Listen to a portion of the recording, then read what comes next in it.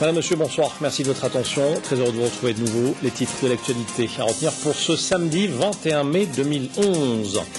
L'instance de concertation sur les réformes politiques entame ses activités. Le secrétaire général d'Al-Islah, Jamal Ben Abdeslam, et l'ex-candidat à la présidentielle de 2009, Mohamed Saïd, ont été reçus tout à l'heure. Abdelkader Ben Salah affirme qu'aucun acteur politique ne sera exclu en dehors des tenants de la violence. La lutte antiterroriste au Sahel, l'Algérie est chargée par ses pairs d'entreprendre les contacts pour organiser une première rencontre sur la question.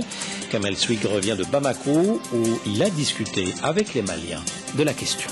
Venons-en à la lutte antiterroriste au Sahel. L'Algérie a été, vous le savez, chargée par ses pairs d'entreprendre les contacts nécessaires et les dispositions appropriées pour organiser à Alger une première rencontre sur la question. La décision a été prise hier à Bamako à l'issue des travaux de la réunion des ministres des Affaires étrangères de la région. Kamel Swig est notre envoyé spécial sur place. Même agenda pour réaliser les mêmes objectifs. La coopération entre les 4 pays du Sahel n'a jamais été aussi importante. L'Algérie, le Mali, la Mauritanie et le Niger ont tracé lors de cette 3e réunion ordinaire des 4 pays du Sahel les grandes lignes d'une coopération commune et efficace pour sécuriser et développer la région sahélo-saharienne. Une coopération qui commence à donner ses fruits. À la lumière de cette réunion, à la lumière des exposés qui nous ont été faits, aussi bien par le SMEMA que par l'UFL, je crois que nous avons atteint un degré d'intégration dans la réflexion et de création de synergie entre nous qui nous permet aujourd'hui d'être mieux préparés pour faire face aux menaces, aux 2 menaces qui pesent sur nos pays et nos peuples, à savoir le terrorisme et ses connexions et également le sous-développement. Et pour lutter contre le terrorisme, la coopération avec les pays extra-régionaux s'impose. À cet effet, l'Algérie vient d'être chargée de préparer la première réunion avec ses partenaires pour expliquer toutes les questions liées à la lutte contre le terrorisme et au développement. Une décision prise après mûre réflexion entre les ministres des Affaires étrangères de ces 4 pays. Un partenariat qui doit inclure la lutte contre le terrorisme et le développement de ces régions, selon le ministre délégué chargé des affaires maghrébines et africaines, Abdelkader Msahel. Le partenariat, il reprend un triptyque qui est 1.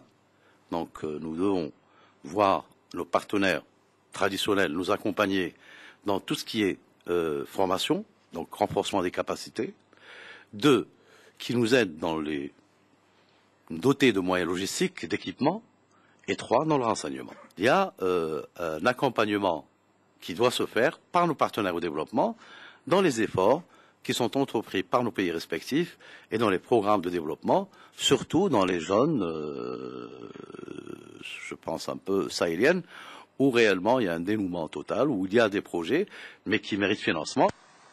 Et en parlant de développement, l'Algérie joint le geste à la parole en décidant d'apporter sa pierre à l'édifice pour asseoir un développement durable dans la région sahélo-saharienne. Un don de 10 millions de dollars vient d'être accordé au Mali pour développer les régions de Gao, Kidal et Tombouctou. Concerne des secteurs vitaux dans ces zones comme l'eau, la santé, la formation professionnelle, de manière à faire en sorte que les populations et assez de conditions à leur disposition pour mettre en valeur leur terroir, leur région et être moins vulnérables aussi à toutes les sollicitations des groupes mafieux ou terroristes. Les 4 ministres des pays du champ, l'Algérie, le Mali, le Niger et la Mauritanie, ont convenu aussi d'une réunion ministérielle tous les 6 mois.